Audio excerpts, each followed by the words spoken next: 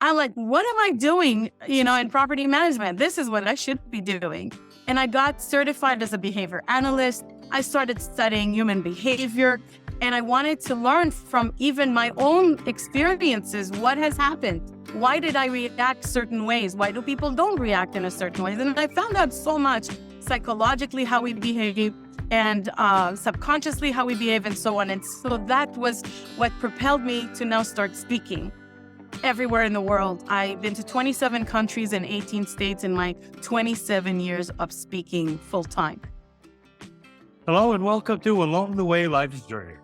As you know, I've traveled all along the world, met many, many people, and I've come to realize we all have our own story. I think that's the foundation of this very show, that each of us have a story, and the story worth telling.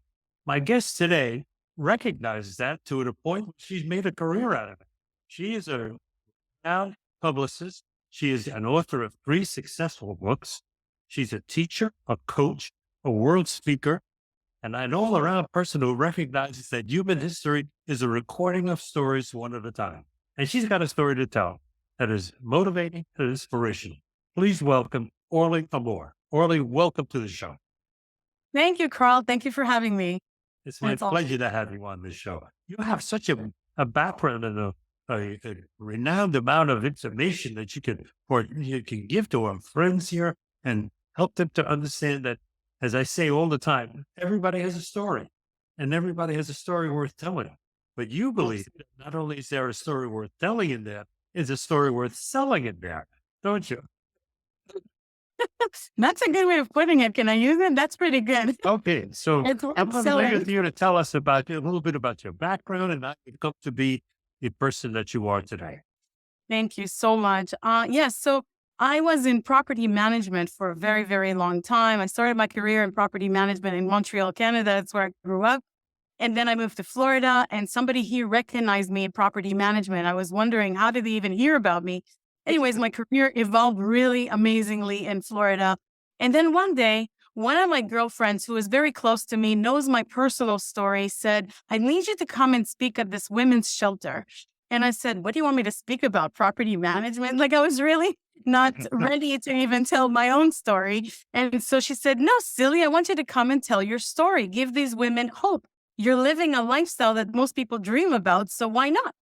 And I said, oh no, that's not going to happen. And I kind of fought her for about 3 weeks not to do it. Finally, I relented, and I went and spoke at this event that they were putting up at the shelter. There were about 170 people there, not many, with the staff and the people that were staying there. And after I told my story, something happened to me that has never happened to me when I was in the speaking world in property management, because I spoke all over the country. And it was very weird for me as a speaker, because I never wanted to share my story. And here I am sharing and being completely vulnerable, which has come out of my comfort zone completely. And for the first time, right? And I'll tell you my story in a minute, because it's short and sweet, because I don't like to dwell on it. But when I got off the stage, first of all, there was not one dry eye in the place. When I got off the stage, something even weirder happened. Some people were coming to me and hugging me. Thank you for coming. Thank you for giving me hope. Thank you for sharing. It was so overwhelming. I've never had that. In property management, it's mostly questions. Miss Amor, we have this problem in our community. Right. It was never, thank you, Miss Amor, for sharing, right? And so one lady specifically, though, came up to me, and she was crying profusely. We were trying to calm her down. And back and forth we went, because she was saying thank you. And I'm like, no, I understand. She's like, no, you don't understand. And I said, no, I do understand. And we went back and forth. After that, she yelled at me. She said, no, you don't understand. And I was really taken aback. It was my first time giving an inspirational talk. You got to understand where I'm coming from, somewhere that's completely out of my comfort zone. And so she showed me a piece of paper, and she said, you see here, this is how I was going to kill myself this morning. In fact, I don't remember driving from my house to the shelter, because you see here, that's not where I was going. But I heard you speak, and I want to live. I just need you to show me how. Wow. Now, right? It was so impactful in my life. But I'll tell you my story in 18 seconds. I tell people it's gonna be short because we need to just understand that everybody has one. It's not a competition of stories. I was a beaten up child. I was molested 4 times before the age of 14. I was raped 3 times before the age of 22, twice gang raped, 9 months apart, left for dead. I was also married to a very abusive husband, both mentally and physically. And as a result of all that, I had gained a morbid amount of weight. I was 428 pounds at my heaviest, and I had 4 abortions. And so, fast forward, I also finished law school. I also finished, my MBA, and I did it all on my own. And I understood why my girlfriend asked me to come there. But when I came to realize, and this is the last part of this story, is that when I came to realize at the shelter, is that it wasn't like, wow, I just gave a great talk. It was more like, wow, I just saved somebody's life. And that took me in a whole new direction for my life and speaking about my story. Well, that's, I know you wanted to capsulize it small and you don't want to you go back over and over and over and again. But I have to ask one or two questions, if I may. Sure, It- absolutely. Anything. Every time I hear stories like this, and I've lived through many stories myself, we'll talk about that on another side. You know, I realize that, well, somebody has come a long way in recovering. To the viewer who hears it for the first time, they may think, well, how did you get there? What was that spark that gave you the change in your life, or the determination to say, no more, I'm not taking this anymore, that I'm worth more than this? What happened? I think, Tony Robbins calls it leverage. When you have enough is enough, you have to reach that point. Unfortunately, it doesn't need to get to the point where you have to say enough is enough. You can just decide to say enough is enough. I Right. think that because I was on my own for so long, I had the strength maybe to ask for help, and sometimes people are so vulnerable in their own story that they do not want to ask for help. So I spoke to my cousin and he gave me a book, and then he showed me The Secret. And so a lot of things have evolved from wanting to get out of that shell. And I was also being rejected by men for my weight. It was one of those things where society was treating you differently because of your weight. People Right. didn't take you seriously. You could be good at what you do. Right. Unfortunately, people do judge a book by its cover. And so for me, it was one of those awakening moments of saying, okay, either I join this or I stay in my hole and never come out. Right. And you have a choice. And I think that that's what people are missing. You do have a choice. Some people say, well, I have no choice. I don't know how to get out of this. Nobody's helping me. Nobody taps to me. It's not true. It's I just, don't you believe do that have at a all. I choice. agree with you. Yeah, I don't believe that either. I just think, okay, maybe you should go read a book. Maybe you should listen to a coach. Maybe you should just listen to some podcast or YouTube, YouTube videos that are, I call it YouTube University. You can literally learn anything on YouTube. And so there's resources.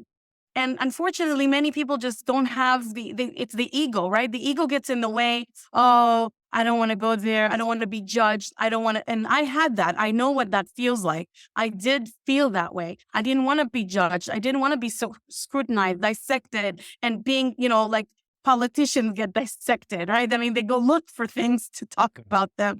And so I didn't want to feel that way. And so I think that was my motivator. Okay. So you came above that. You got direction. I'm sure somewhere in that direction, there was the influence of God, the godly spirit. Yeah. We none of it do it on our own. I know that. I personally know that. And so you've come to a new life. You're there. You're making an inspiring speech. A woman tells you saved her life that day. And then the light goes on and I have a mission. There's something more I'm supposed to do in this world. And you go about doing it. Tell us about that. Right. So that's exactly what happened when I went back in the car. And so this story of the shelter is actually told in my 2 books. One is called Mindset Mastery, the 12 Powers We Hold Within. The other one is Public Speakers, You're Not All That, 12 Reasons Why Event Planners Won't Hire You. And in the story, it tells what I said to Chris. Chris is telling the story, the friend of mine. telling the story. And now we're in the car and he says, you need to write a book. But the truth of the matter of what really happened in the car was I said, screw property management. I want to do this for the rest of my life. All right. What happened, right? I mean, the shift was so big.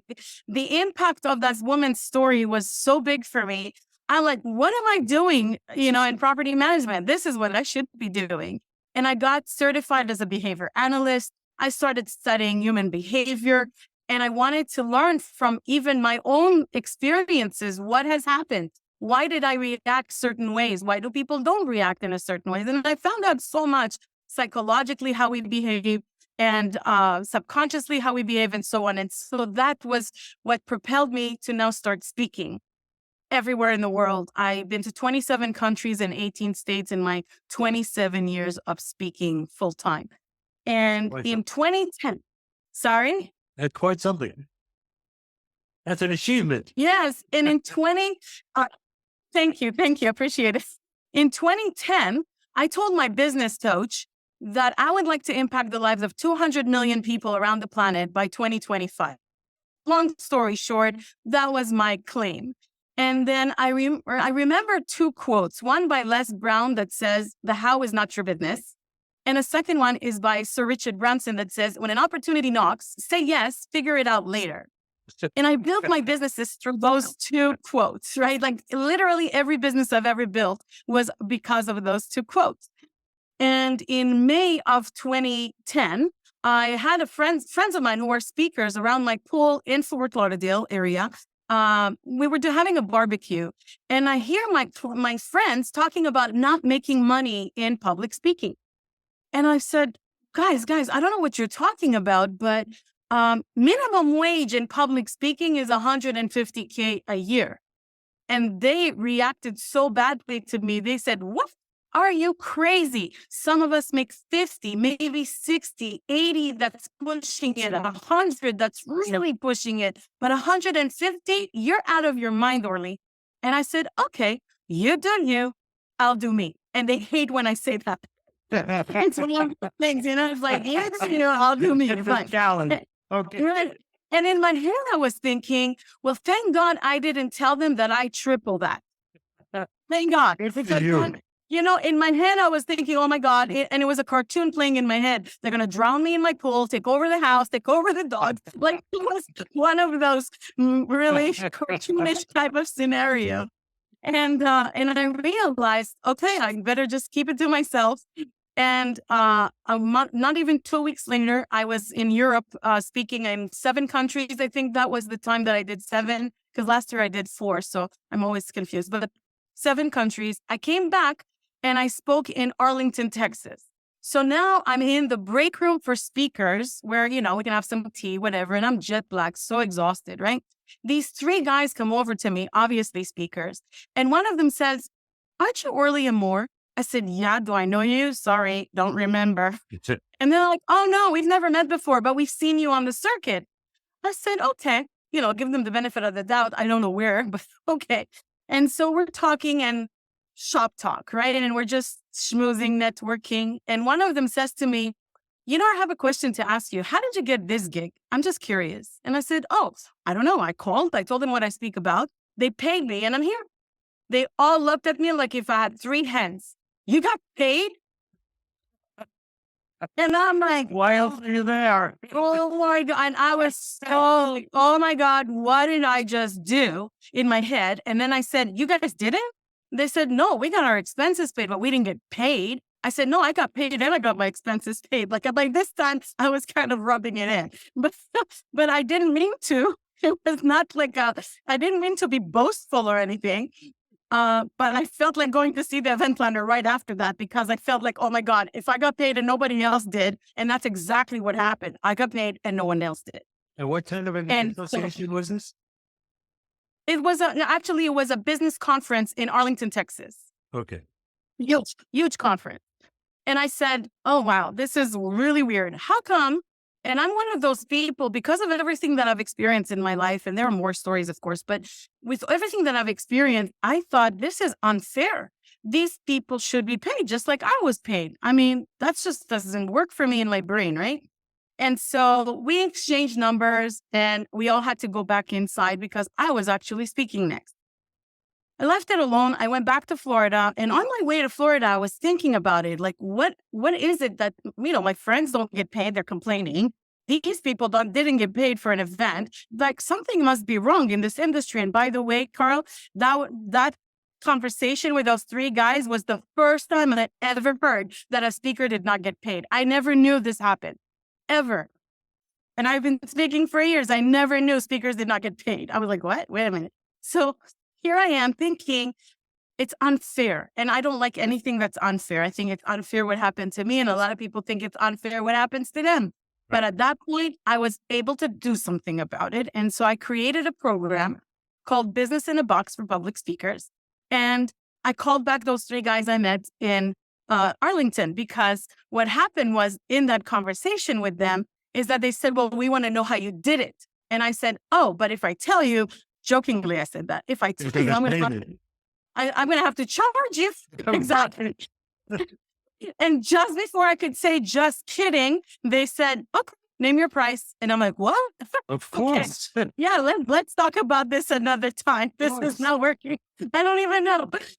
So I created the program and I called them back. And I said, first I called my friends who were at my pool. I said, guys, listen, I'm thinking of coaching speakers on the business side of public speaking, and I guarantee they'll make $150K the first year in public speaking, or I work with them until and they all said, where do I sign? First of all, I said to them, should I do it? Because I really didn't want to.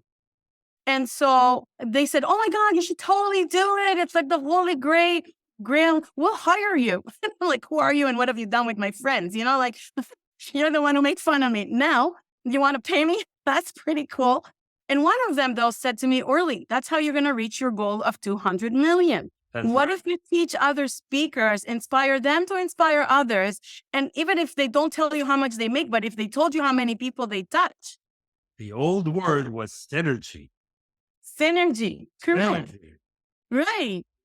Parts are worth, the total result is worth more than the equal sum of its individual parts. Absolutely. Synergy. Totally.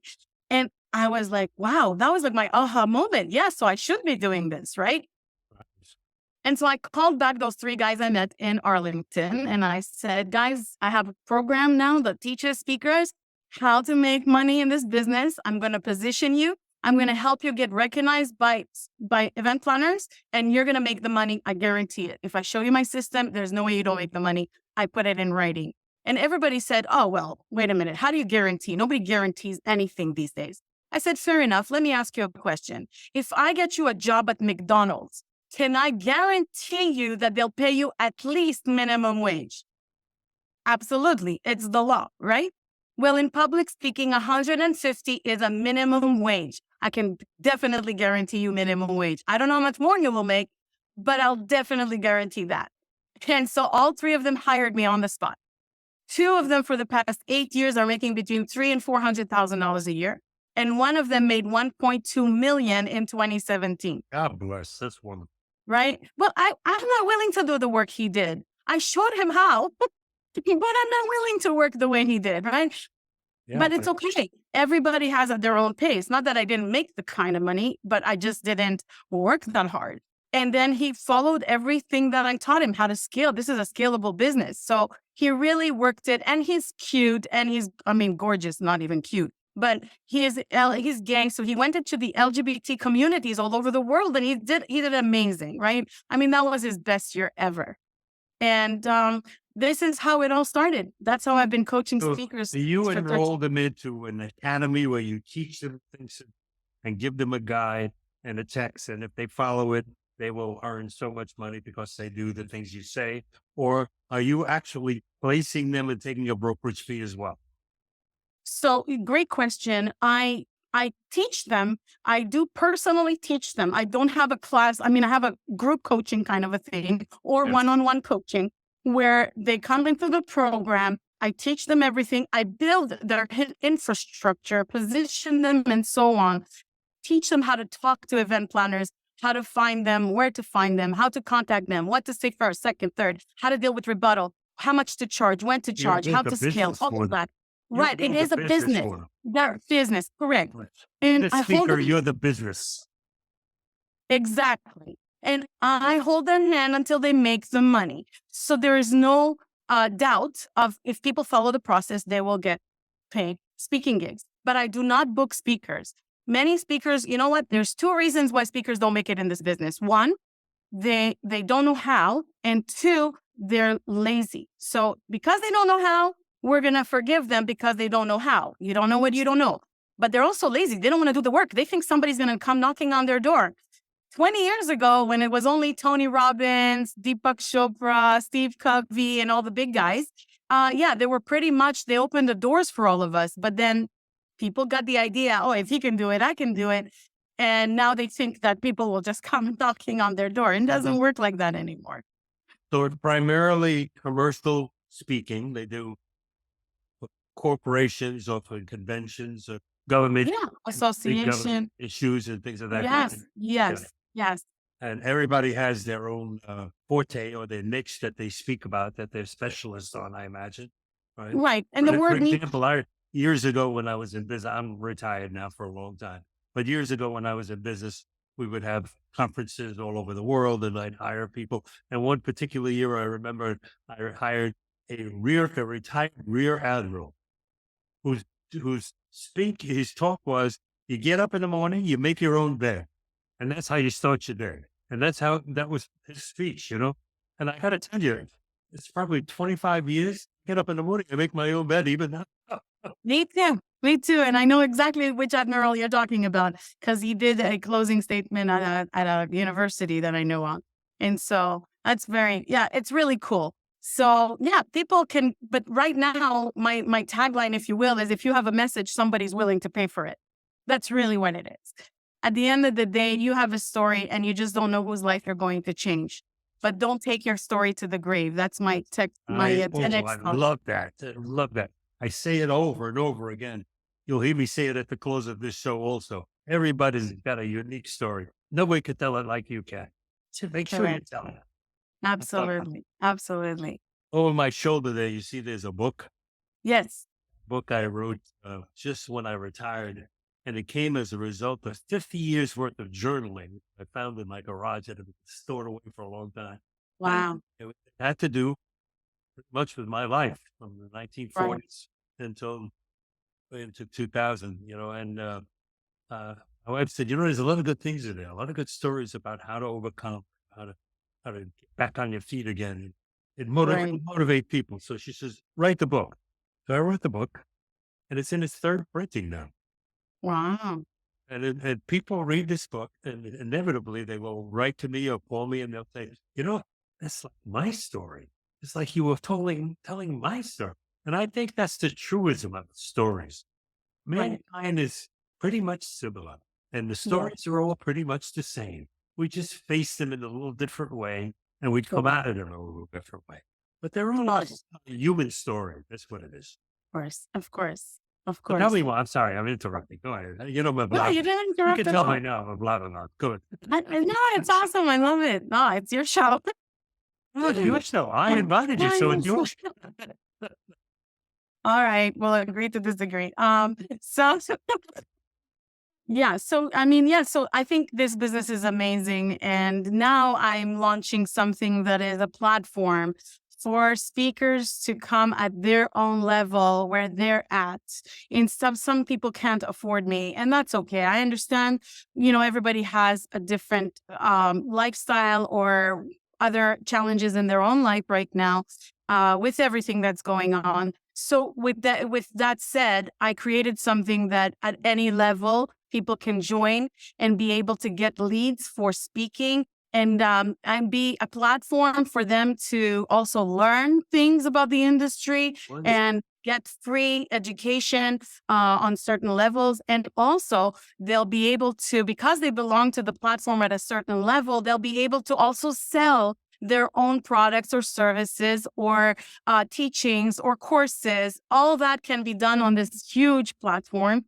We're inviting over 27,000 event planners to join for free because we want them to hire the speakers that belong to our platform So in order to invite the speakers to belong, then the event planners have to accept also to hire our speakers by genre, by location, geography, or so on. And it's event planners from all over the world. So it's really, really cool. And when I told Matt, our mutual friend, about this, he said, I need to get to a $1 million valuation. And he, by the end of September kind of a thing. And he says, we can get you there faster. Like, okay. So Matt is quite good at those things. Yeah, we'll collaborate. So let's collaborate. And we found a means to collaborate, and we will see. We shall see. Yep. Well, I'm sure you're going to make it. You're a determined person. And when you put your mind to things, you get it done, obviously. And Yeah. I'm very happy for you. And I'm Thank honored to have you on the show. I truly am. Ladies and Honored to gentlemen, be here. you're going to see in the show notes how to get in touch with Orly, how to reach her. Everything will be in there. And you just click on the link. It'll go directly to her. So if you're involved or you're interested in being part of this program, obviously, click on, reach out, talk to them.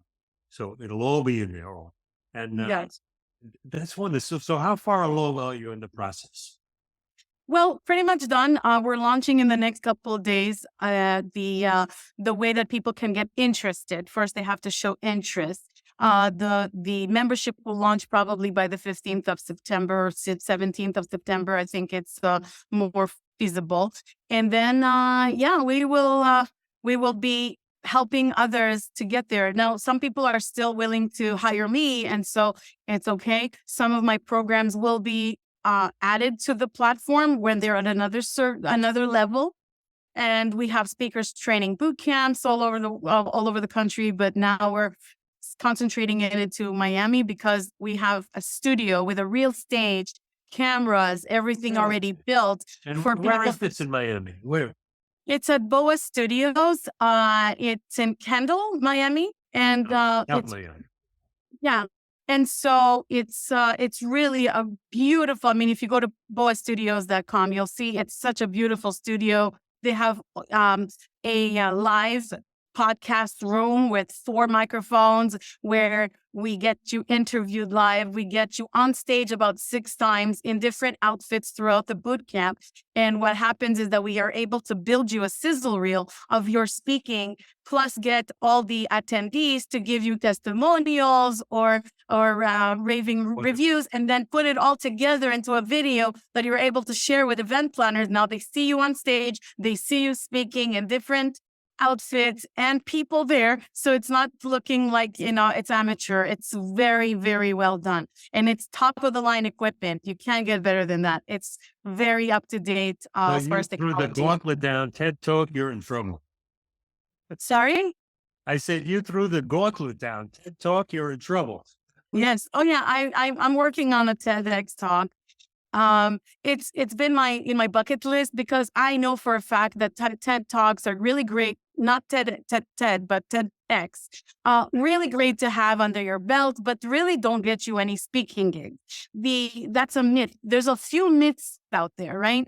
The myth of you need to have a book, or you need to have a podcast, or you need to have a TEDx talk, or you need to have a big following, a database kind of a thing. Those are all myths. You don't need any of them. Or you need a website. You don't even need a website. People are saying, really? I said, yes, because somebody hacked my website for 2 years. I couldn't get it back. And I still got booked as a speaker 8 to 12 times a month. So I don't think it was my website that got it for me.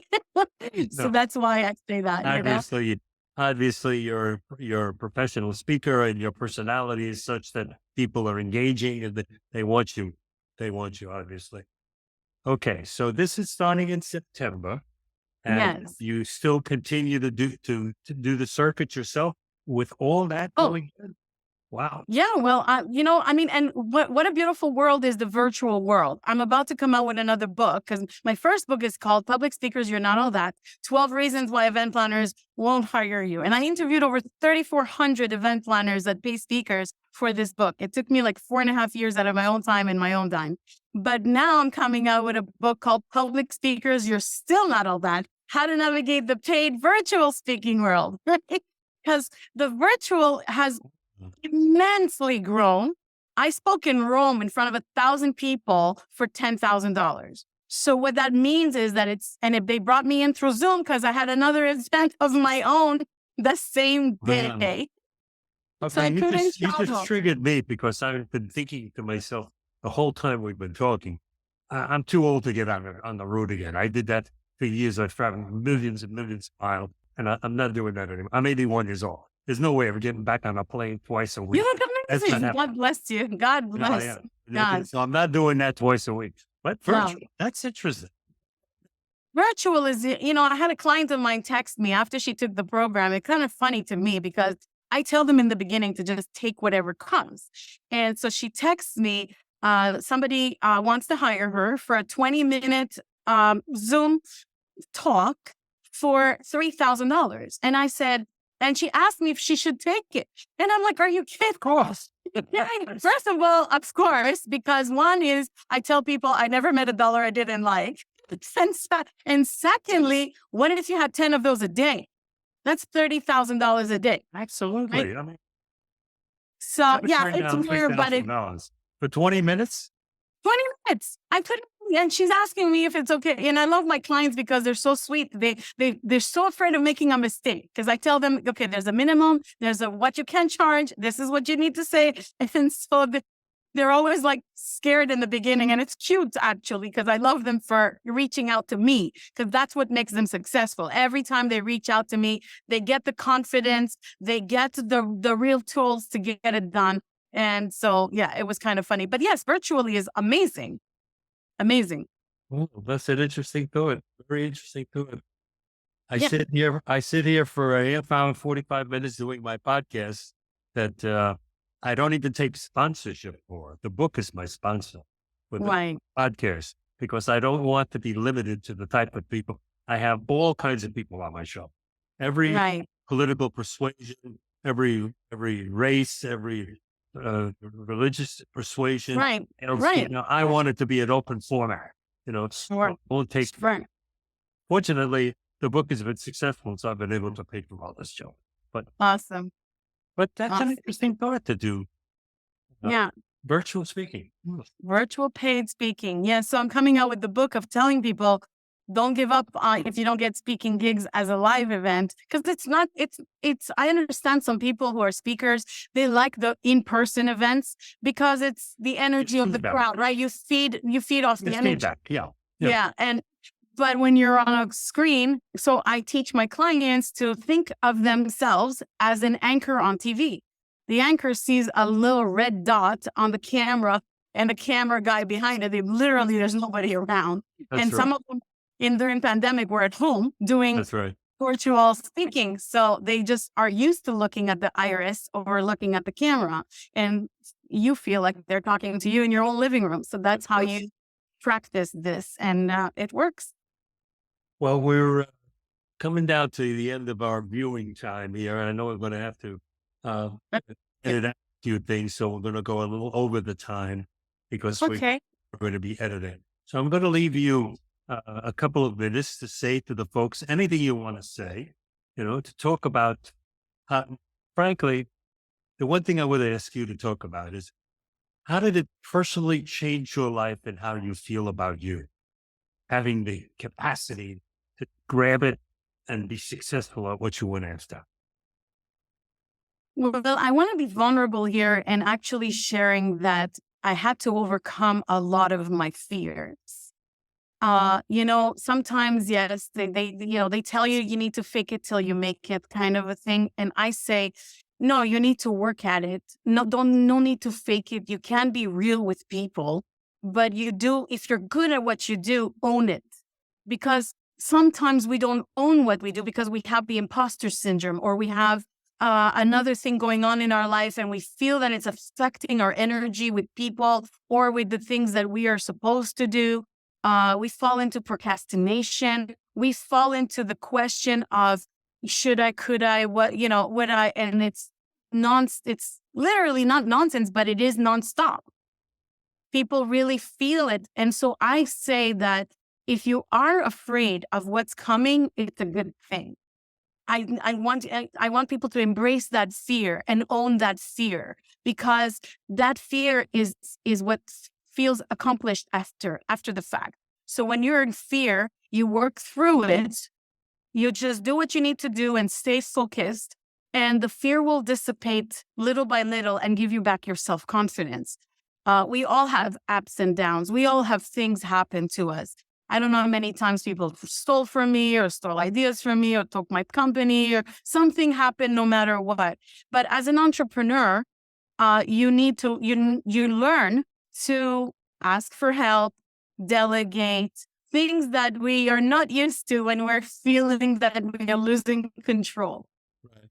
But it feels so good when you come through it. You're right. Yes.